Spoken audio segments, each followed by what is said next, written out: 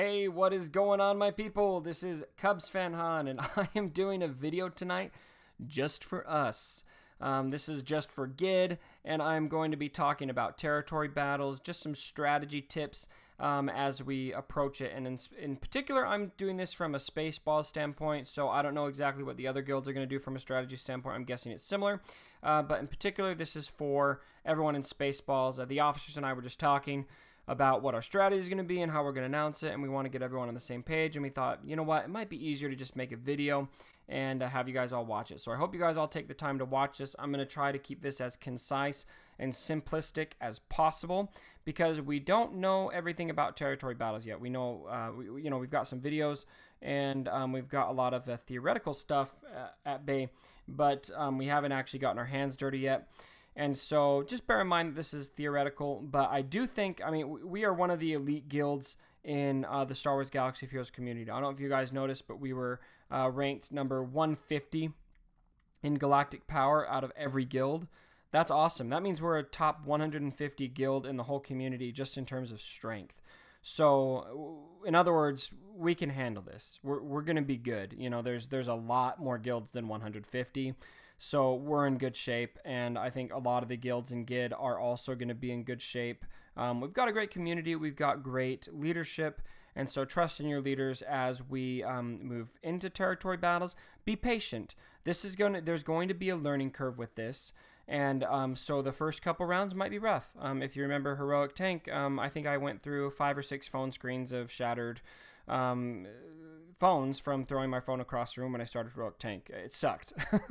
But territory battles, it might be similar, but I think we're going to be okay. We'll get there, and now Heroic Tank for a lot of us is kind of an afterthought. So whatever the case is, let's break down some of the general strategies for territory battles. And you'll notice that it's going to be in guild events. And this is actually pretty cool because guild events doesn't say territory battles, which means we're going to see a lot more stuff coming in here. The possibilities are endless. I'm really excited to see what all that could be. I'm hoping for maybe a dark side territory battle, maybe something to do with the new Last Jedi movie. Who knows? I bet we're going to see a lot of really cool stuff there. So that's pretty exciting that it's not just territory battles, it's guild events. So there are 3 different ways that you are going to use your characters in territory battles. And so I'm going to summarize what these are and how you should be approaching them. And I'm going to take a lot of this from Warrior. If you watched Warrior's video, it's very good, especially his abbreviated version. He has an hour-long rendition that has just everything in it. But the simple version is also really good. So number 1 is platoon missions. Number 2 is a deployment. And number 3 is combat missions, which encompasses both combat and special missions. And the overall goal here is going to be to contribute territory points towards getting stars for each territory. The first territory, and we're going to start, I don't know exactly when, hopefully this Wednesday, maybe next Wednesday, but they're going to start on Wednesdays, and they're going to be going at 9 a.m. Eastern time and run for 24 hours, and there's 6 phases. So we're going to do the first section, then the second section, then the third section, 4th, 5th, 6th, all within 24 hours, going over 6 days. The first section only has 1 territory to complete, so that's going to be pretty easy and only requires 2-star characters, I think. And then we're going to go to more like 3 sections for a territory, for a phase, and we have to divide out and try to figure things out. So that's kind of the general progression of that. And within each section, there are platoons, deployment, and combat missions. So the only part of this that you are actually going to be fighting is in combat missions. And so what you want to do is use your strongest characters in combat missions because you really do not want to fail them. If you fail them, your characters get wasted. And keep in mind, you cannot retreat. You cannot do this in airplane mode. As soon as you lose connection, you lose your characters and you lose all of the points that contribute toward the stars, which allow us to go on to the next phase. So take care of your combat missions first because that's where you're going to need your characters. Now we're also going to have platoons.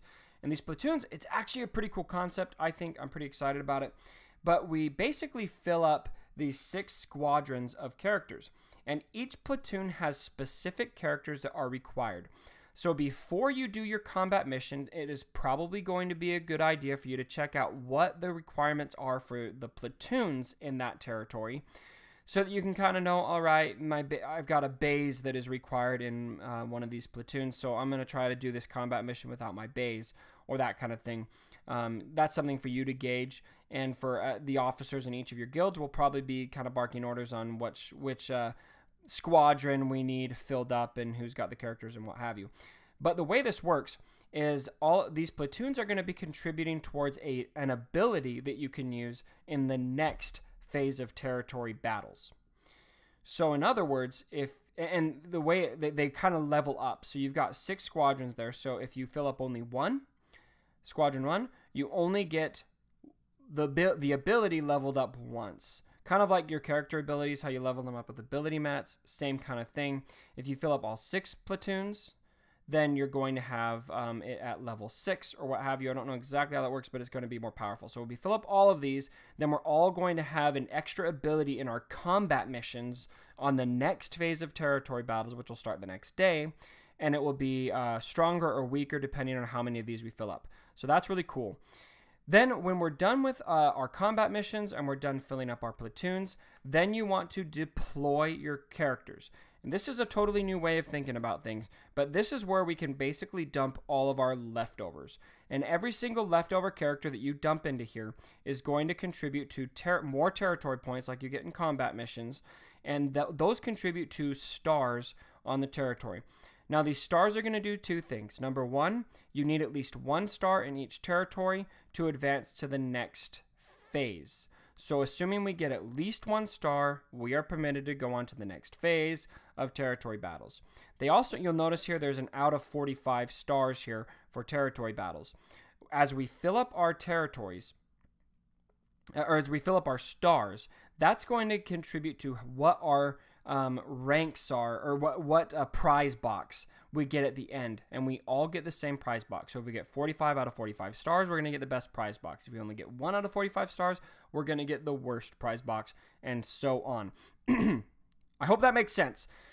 Now, something also that I wanted to mention about deployment that's really cool, and you'll notice you can use dark side characters in deployment, so there is some usability of those dark side characters still. All right, and then you'll see here for each phase, it just goes up by stars. So phase 1, 2 star characters are required, then 3 in phase 2, on up to 7 in phase 6. I believe that is for all combat missions, platoons, and for deployment. And then something else to mention about the special missions. The special missions are where we're going to be able to get Rebel Officer Leia Organa. And the way this works is every single person who completes it gets 1 shard for the whole guild. Everyone who participates in territory battles, whether they complete it or not, are going to be getting that 1 shard for everyone who completes it. So if all 50 of us can complete that special mission, we all get 50 shards. If only one of us can complete it, we all get only 1 shard. And so something I want to stress, those special missions are going to have very specific requirements. I believe the special mission for Rebel Officer Leia Organa is going to require Hoth Rebel Soldier and Captain Han Solo. So for those of you who actually get those characters and have them ready, we're really going to be depending on you to go ahead and finish that, because you're the only ones who can do it. So we really kind of need you to step up to the plate and get us those shards. And then here at the end, I'm just going to show you a Warrior's step-by-step guide on how to do territory battles. You've probably seen this on his video, but if you haven't, here it is again.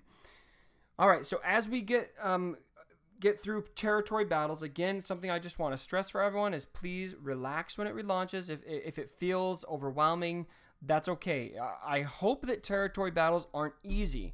I want this to give us something to work towards, because when we're working towards something, we have goals, and it's really satisfying when we get there. So please just relax. We'll figure it out. The leadership in every guild and guild is solid. You guys all have really good leaders. Except for I used to be Cooler. I'm not so sure about him. But other than that, you all have really good leaders. And so I'm just messing about Cooler. He's a horrible leader. But anyway, they're going to be able to handle this. We are going to figure it out. So please be vocal on Discord as this launches. Express concerns, ask questions, let us know what your experiences are, share strategy tips, and all of that. And we're going to get through this as a community. We're a strong community, and we're going to be able to do it. So if you have any questions, please let me know, let your officers know, and let's talk about it on Discord, and hopefully we can be the best guild possible as we get going to territory battles. All right, guys, peace out. May the Schwartz be with you.